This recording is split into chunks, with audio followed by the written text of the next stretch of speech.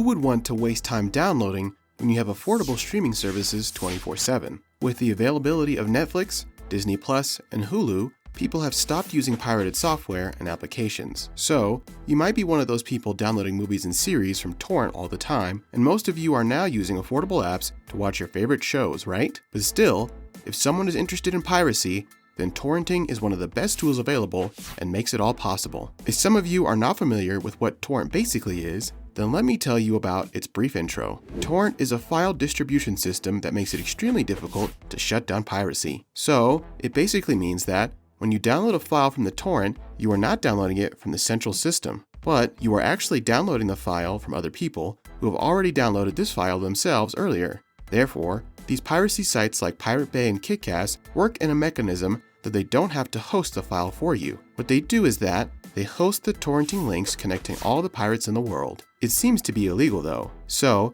if some prosecutor decides to take down the piracy website, the owners of the website will upload all the links to the new website no more than a few gigabytes.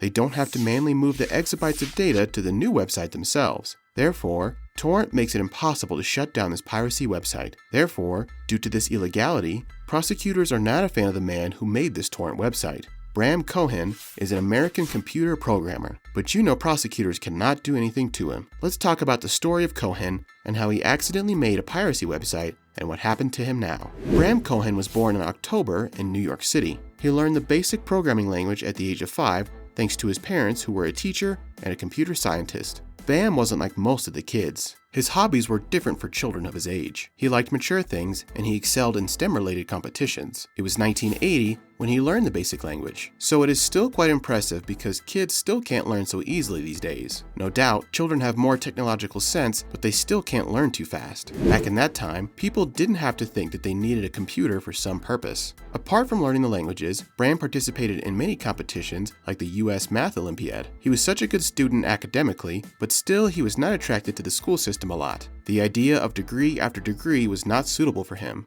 He attended the University of Buffalo, and due to his capabilities, he started getting job offers from everywhere. But he moved from the place and never looked back. His career in the 1990s was not that stable. It was still not clear whether he couldn't get the job at Microsoft or other prestigious places, but his startup career was just like all other normal persons. He changed so many jobs at the start. The startup world was not good and kind with Bram. This world did provide a lot of creative ideas to Bram, but he was not much fascinated by them. For example, in his last job at Mojo Nation, it was truly an amazing idea. Mojo Nation was working on a project making a decentralized system for securing and distributing confidential files. The basic idea was that the original file could be spread across computers in encrypted chunks. So, if a hacker attacks one of the computers, he could not get access to the whole file. The downloaded file would not be needing cooperation from all the computers, but no one knows if that idea was successful or not. But this idea inspired Bram a lot. Bram thought this idea was perfect for file sharing. It was 2001 when Bram left Mojo Nation and started to convert this idea into reality. The very next year, Bram programmed the first BitTorrent client running on Python. His beta version of BitTorrent was working fine. He thought that it would not be a successful idea until people were aware of it. He talked and worked with his roommate,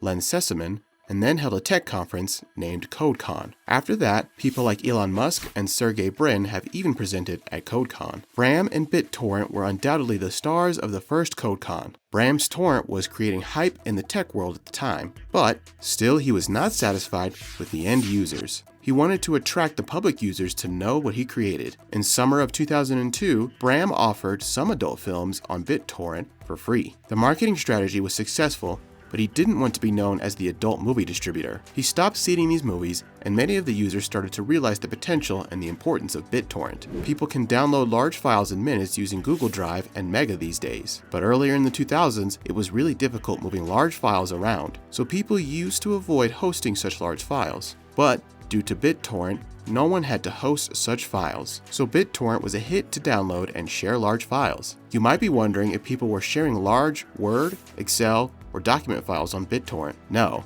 that's not the case. BitTorrent was there for large files like movies, games, and software, but as you know, it's piracy. If you don't know about piracy, then it means that you are stealing someone else's work, or you are using others' work unauthorizedly. So, BitTorrent was the major center of attention for the prosecutors at that time, but they were unable to charge Bram, or BitTorrent, as Bram made it clear that he didn't create this website for piracy. He said that his main goal was for the users to download and share the large files easily in a cheaper and faster way.